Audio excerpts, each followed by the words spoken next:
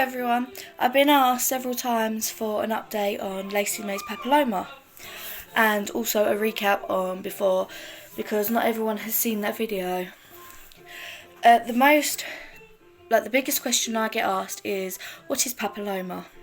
Papilloma is a wart on the outside of your body.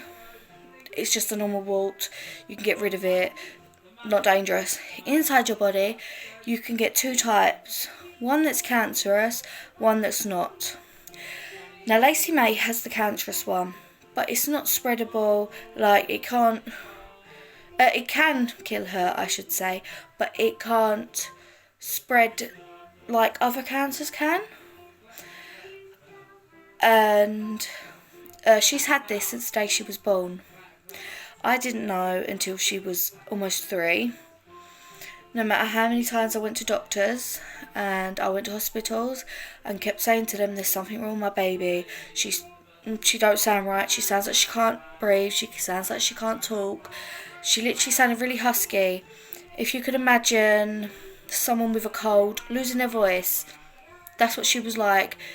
Ever since she was a baby, her cries were so quiet, you could barely hear her, which made me think that, there's something wrong, but I kept getting told, it's just a cold, it's just a cold.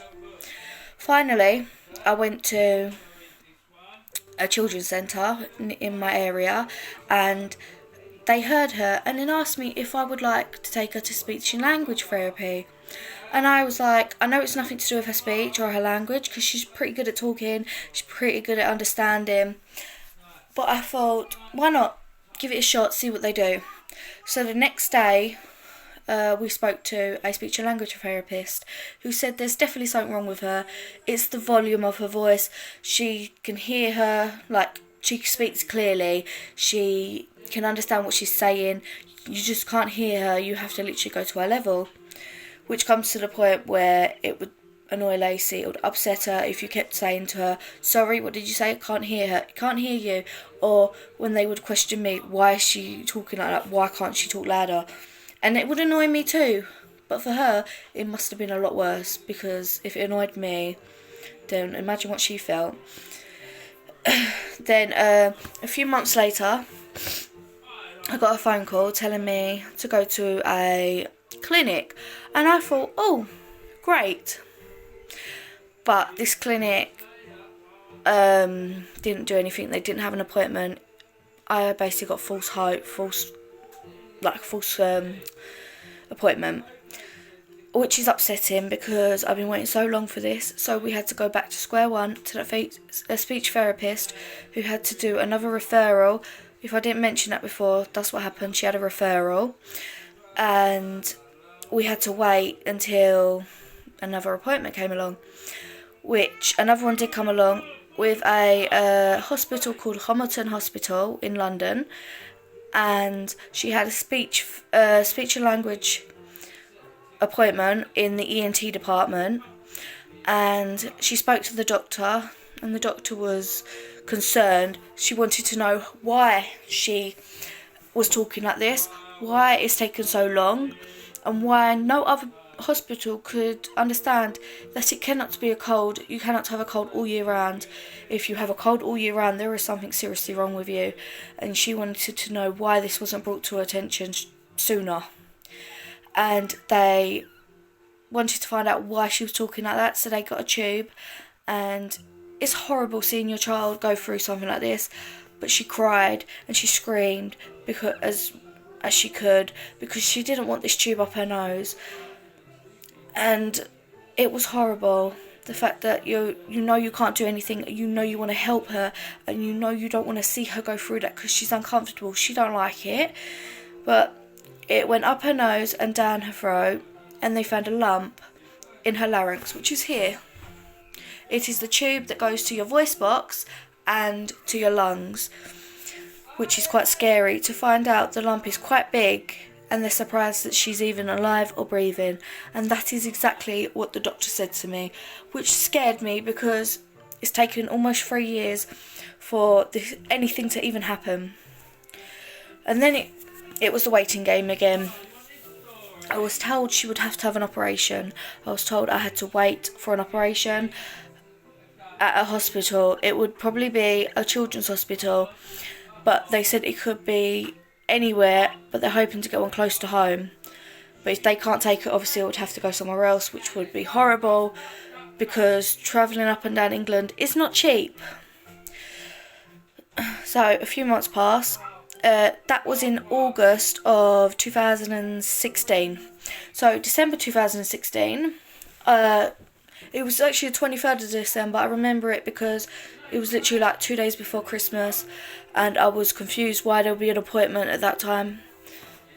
I was told I had to go to Great Ormond Street Hospital, and me not knowing where it was, we ended up being 5 minutes late for the appointment. So glad they actually still saw her. They understood we were coming from Dagenham, Essex, all the way to London, which is quite a way from where we were. Obviously, we had to get a train and then walk in there. We didn't know where the hospital was based or anything. While at the hospital, some woman asked to see down her throat again, and she refused. And this is a nurse, I should say. She said, I would like to see down her throat, and asked Lacie. And Lacie said no, and she didn't want it to happen again. And she did this. She was like this. She didn't want it to happen again. So the nurse said, okay, I'm not going to force you. I've seen the pictures. I've seen the information that was sent over from Hamilton. And she wanted to tell me and Lacie-Mai what would happen at the next appointment, which would be an operation. This was basically the pre-op. They told me that they would put her to sleep under anaesthetic with a mask, and they showed her the mask. They even gave her a little teddy bear she could practice on. She didn't like this mask, not from day one. She wouldn't put it on her face. She hated it even in her operations, but we'll get into that after. They spoke to me about what would happen in the operation, how would it go through. They didn't tell me exactly everything. She would be put under anaesthetic. They would look down her throat, see what they can do, and I'll be told more on the day of the operation what exactly they would be doing. They asked if she's allergic to anything. They asked general and medical questions, and I just said, they also asked about development, and I said my only problem or thing that's bothering me is her voice. I didn't want my daughter to grow up with no voice. I wanted something to be done, and to not know at this stage that it could be serious. And the fact that the last doctor told me at a different hospital she's surprised she's alive is scary. And waiting for this appointment was dreadful. It was heartbreaking. I thought, what if something happened? What if she woke up the next day, couldn't breathe? All these thoughts were going through my head. So we had to wait for another appointment, which came through quite quickly. The letter came through a few days after Christmas, and it was for January, which was not, I think it was the day after or a couple of days after my son's first birthday, which was a bit distressing, but I'm glad it was there. We were told in the letter that it would be in the morning. We would get a phone call the Friday before, and she'll have to fast, but we'll be told everything in this phone call. Now, this phone call I got on the Friday before her operation said she has to be in there at 7 a.m. I had to get to Great Ormond Street for 7 a.m. and I was dreading that, thinking I've got to travel so early in the morning with a child. I would also have to get a babysitter for my son, which I thought was even scarier, because I thought, who's going to have my son so I can go with my daughter? Luckily, I have family, and they all know that this is really important for her to have. So after that, they said about her fasting times, when she can stop eating and drinking, make sure she has a bath or shower beforehand, head to toe wash basically, make sure she's fit and healthy, like no chicken, like she couldn't be around anyone with chicken pox, hand, foot and mouth, all those sort of spreadable diseases, which is understandable. It's a children's hospital, so I understood. And every single operation she's had since, I get the exact same phone call which they have to do. It's kind of boring getting the same phone call every time she has an operation. But now I know if I don't get that phone call, I worry and I ring the hospital and I'm like, what's going on? Why haven't I had this phone call? The first operation was obviously nerve-wracking. I got up super early. I could not sleep at all. So we was up super early.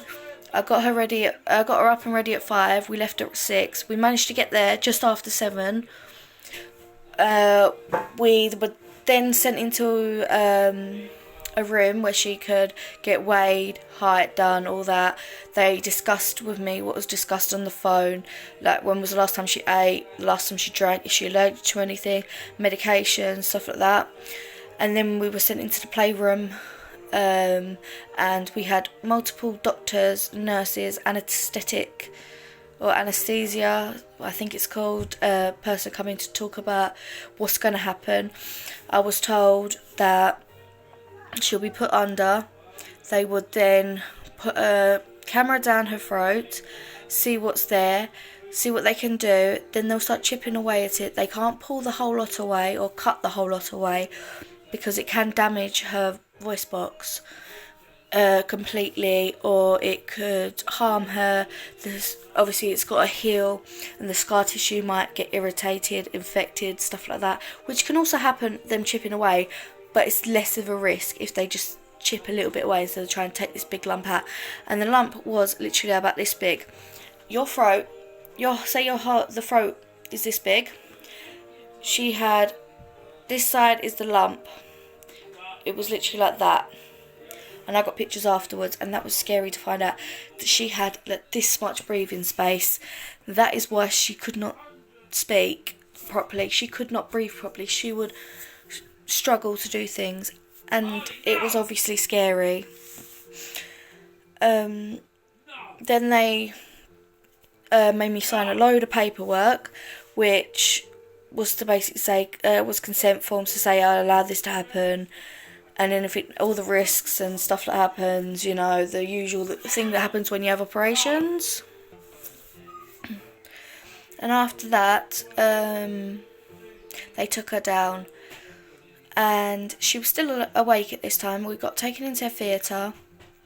She sat on my lap.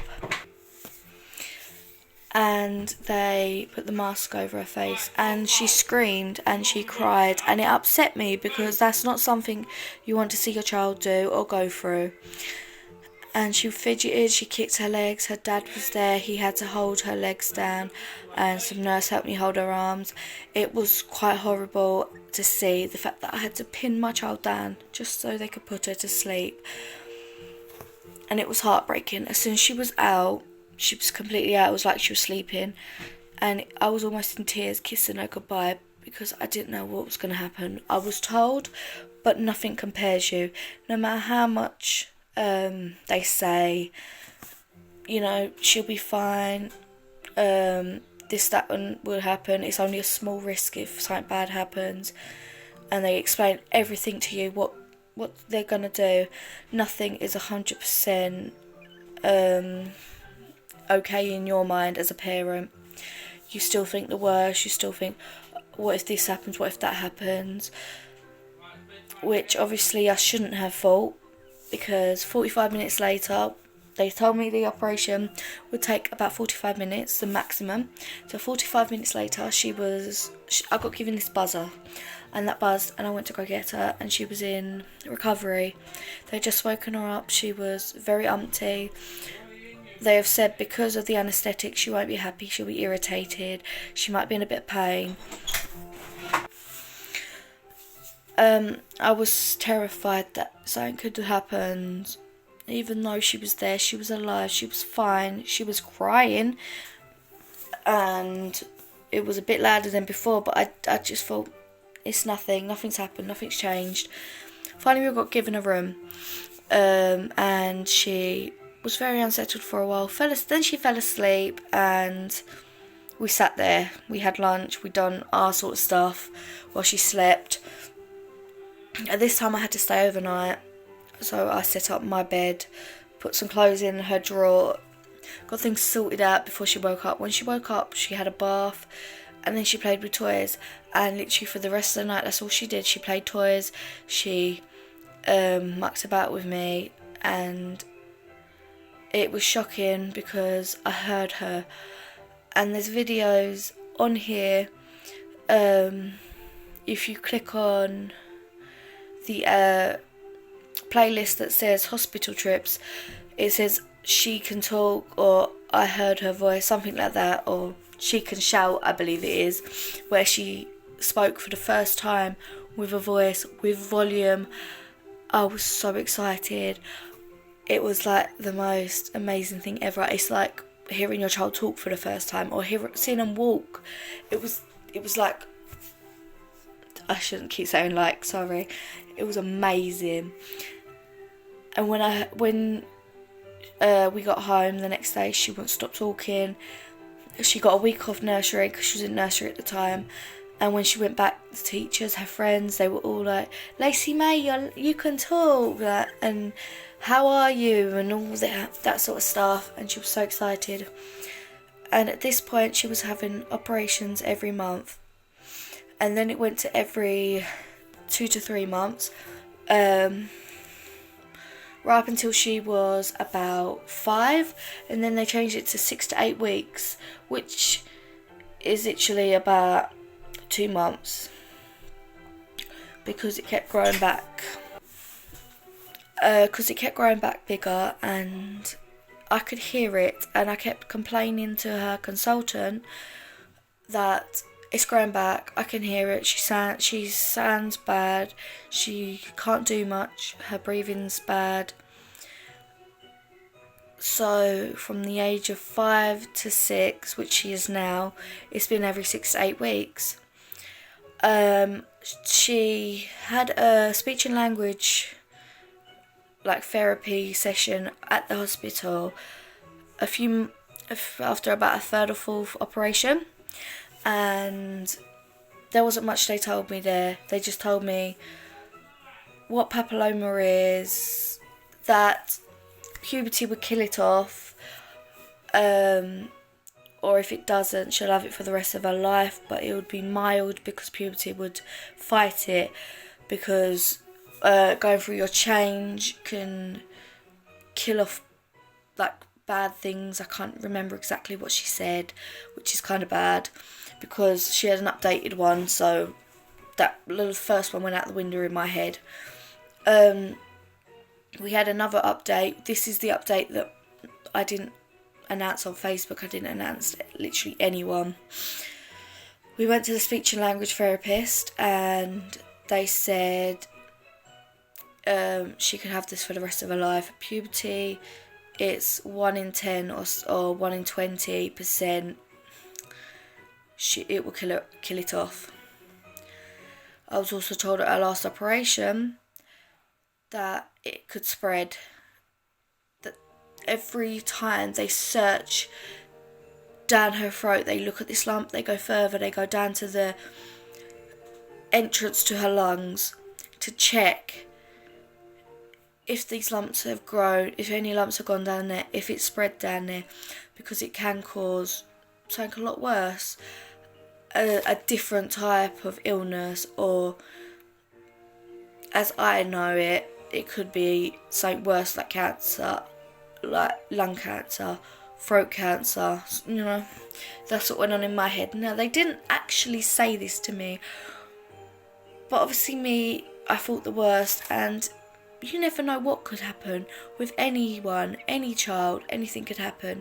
And with a child that I've got that's so ill and got papilloma, she could get this if it spreads. And I know it, and I've researched it, and I know you shouldn't believe everything on the internet, but it could happen, and that's the worst scenario that I don't want to think about. Also, I was told that if she has this for the rest of her life, if it gets worse, she will end up having a operation where she ends up having to breathe through a tube here. And I don't want to ever see my child go through something worse than she is going through, which is scary.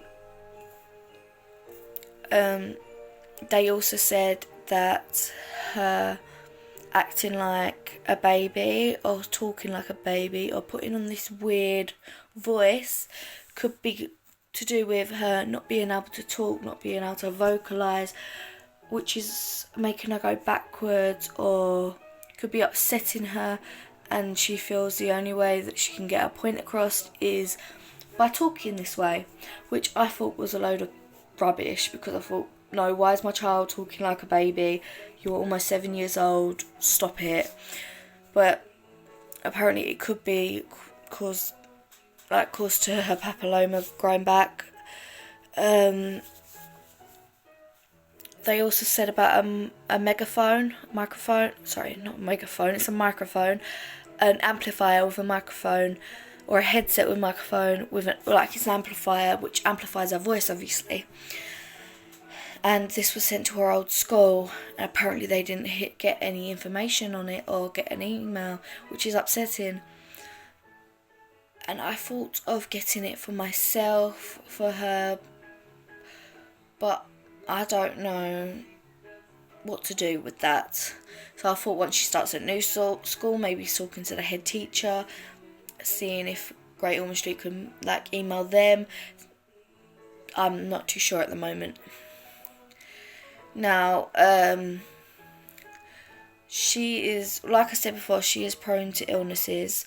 So we were told we didn't need to go under self-isolation. Sorry, I'm going off topic. But after her operation, her school was still in, or were meant to be still in.